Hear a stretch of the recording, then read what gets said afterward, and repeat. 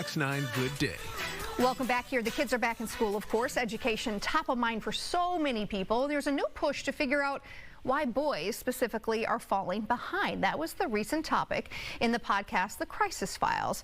Roshini is the host of the show. She's also a crisis strategist. Alison Brown is the CEO of the Science Museum of Minnesota. Both of them talked about that in depth, and we're going to get into that conversation and really kind of the issue of how do we get beyond that. We're discussing that and more this morning. Morning to both of you guys. Good morning. For being here. Roshini, such an interesting topic too. Let's talk about what drew you into that idea that boys were seemingly falling behind, specifically when it comes to bachelor's degrees. Obviously, we're getting past grade school and middle school, but looking ahead.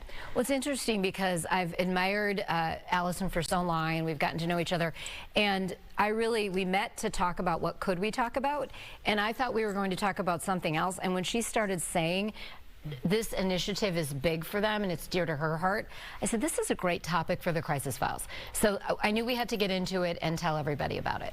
And Alison, I know that you said one of the bigger issues, and I have seen this just anecdotally, there's so few male teachers at a lot of levels, not just elementary, middle, high school, college, and that's, you say, one of the bigger problems.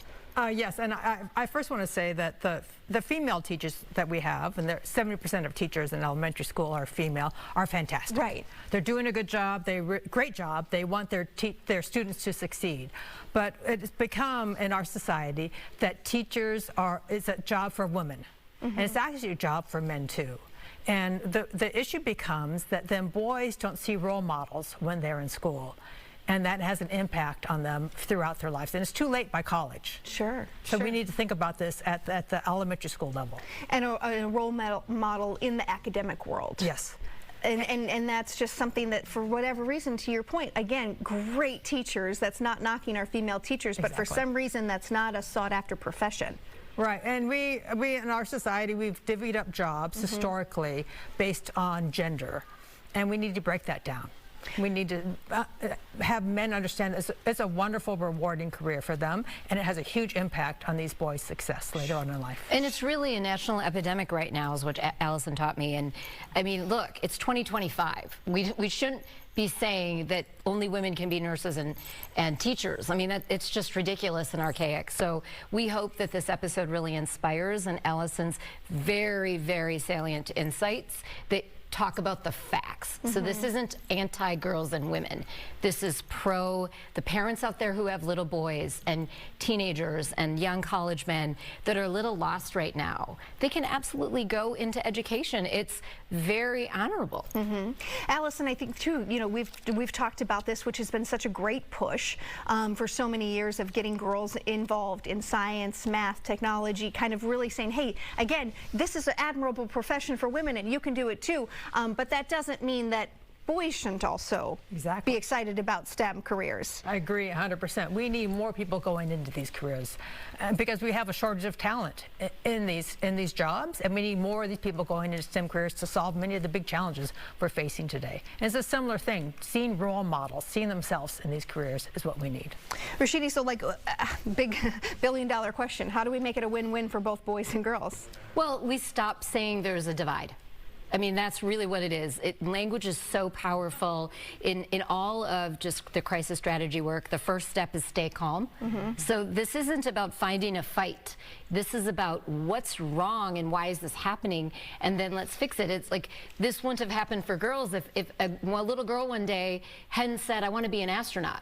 Because for so long, only boys and guys and men were, well, boys weren't, men were astronauts. But now it's a regular thing. So let's just stop creating a divide, and we ourselves use the language of inclusiveness and just moving on and focusing on what's the passion of my child or my young person. Sure, and I feel like too, especially too, when you think about little kids, everybody's into science at that point, no matter what. They were so intrigued about finding different things and like foster that too, of this is not just something where you're a kid and you're digging in the dirt and looking at rocks or whatever. This can be something beyond. And Kelly, Alison is an inspiration herself. She was a math major. and is the CEO of the Science Museum. I mean, girls can absolutely go into science. Right, for sure. You've got a big event coming up for the podcast. Yes, very big. It is the second annual Crisis Files at Mall of America. It's our first time, though, in the Rotunda, so I'm kind of feeling a little, I've got to get inspired by Taylor Swift to be in that space, but we've got some main stage recordings where we'll have actual podcast recordings. The entire mall will hear us live. We have 27 to date, that's our count, past guests coming back with us, and they're going to join me for brief just check-ins on the main stage. We've got a selfie wall. It's a celebration, and I'm so grateful to Mall of America, which is a partner of the show, and Jill Renslow, their big boss over there. She'll be introducing me and welcoming us all, but the public is invited to come, and we're so excited, Kelly. Thursday, 5 to 8. Also just kind of interesting if you've ever wondered how a podcast is done. Because I think there's so many people listen to them, but maybe you've never even seen how it kind of comes from start to finish, and this is a little glimpse. I know there's prep work ahead of the recording, but kind of, you kind of can just see how a few details. Yes, exactly. Absolutely, and the vibe, and we couldn't even do this. I want to thank our listeners all over the world and the country. We couldn't do something this big if it wasn't growing in momentum. Sure. Ladies, thank you so much. Thank you. Appreciate your time. You can see their full conversation, the full episode, and more, thecrisisfiles.com. That is kind of a good starting off point, also on all the socials.